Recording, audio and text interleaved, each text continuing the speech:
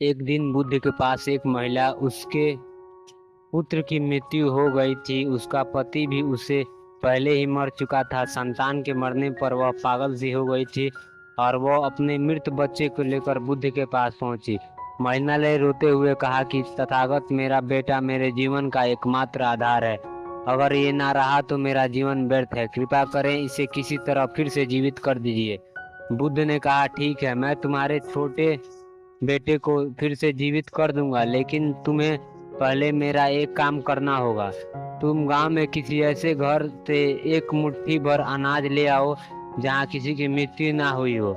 पुत्र के जीवित होने की बात सुनकर महिला खुश हो गई। उसने सोचा कि मैं अभी अनाज लेकर आती हूँ। महिला गांव में एक एक घर जाकर कहने लगी कि अगर तुम्हारे घर में किसी की मृत्यु ना हुई हो तो मुझे एक मुट्ठी अनाज दे दो। सुबह से शाम हो गई, लेकिन उसे गांव में ऐसा एक भी घर नहीं मिला जहां किसी की मृत्यु ना हुई हो। शाम तक महिला को ये समझ आ चुका था कि मृत्यु तो अटल है और इससे कोई नहीं बच सकता। वह बुद्ध के पास लौट गई। बुद्ध ने उस महिला से कहा कि मैंने तुम्हें घर घर इसलिए भेजा ताकि तुम्हें मृत्यु की सच्चाई मालूम हो सके। जिसने जन्म लिया है उसे एक दिन मरना आवश्यक है। महिला को बुद्ध की बातें समझ आ गई।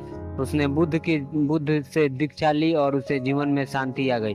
एक बार बुद्ध किसी गांव में रुके और जहां लोग को रोज उपदेश दे रहे थे। उपदेश सुनने वालों में एक व्यक्ति ऐसा था जो रोज बुद्ध की सारी बातें को ध्यान से सुनता था। उस व्यक्ति ने सोचा, मैं इतने दिनों से बुद्ध की बातें सुन रहा हूँ, लेकिन मेरे जीवन में तो कोई बदलाव नहीं आया।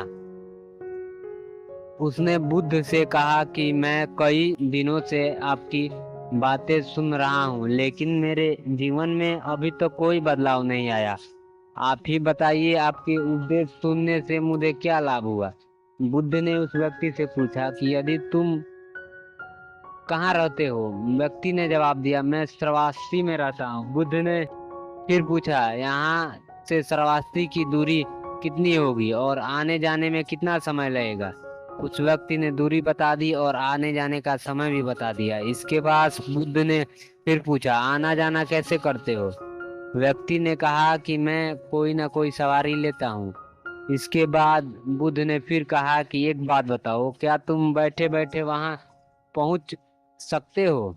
वह व्यक्ति बोला कि मैं बैठे बैठे कैसे पहुंच सकता हूँ, उसके लिए तो सवारी करनी होगी या पैदल जाना होगा। बुद्ध ने कहा कि यही सही बात है। ठीक है, इसी तरह हम चलकर यानी काम करके ही लक्ष्य तक पहुंच सकते हैं। लक्ष्य की ओर बढ़ते समय कभी कभी असफलताएं भी मिल जाती हैं, लेकिन हमें निराश नहीं होना चाहिए और आगे बढ़ते रहना चाहिए। हम रोज सत्संग करते हैं तो हमारा मन गलत बातों से दूर होने लगता है, सकारात्मक बढ़ने लगती है और अशांति दूर हो जाती है। लक्ष्य की ओर आगे बढ़ने में प्रेरणा मिलती है।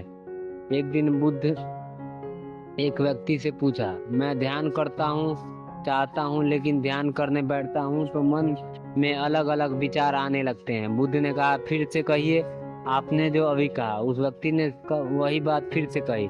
बुद्ध ने कहा, एक बार और बोलिए। व्यक्ति ने फिर से वही बात कही। इस बार बुद्ध ने कहा, अब मैं आपके प्रश्न का उत्तर देता हूँ।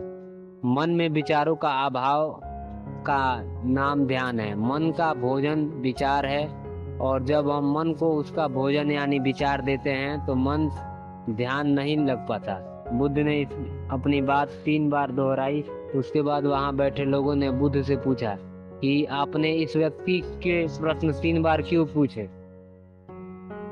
फिर उसका उत्तर 3 बार ऐसा क्यों। बुद्ध ने कहा कि मेरा अनुभव है कि अधिकतम लोग सिर्फ पूछने के लिए प्रश्न पूछ लेते हैं, हमारा और खुद का समय नष्ट करते हैं। मैं 3 बार प्रश्न इसलिए पूछता हूँ ताकि सामने वाले की गंभीरता मालूम हो जाए।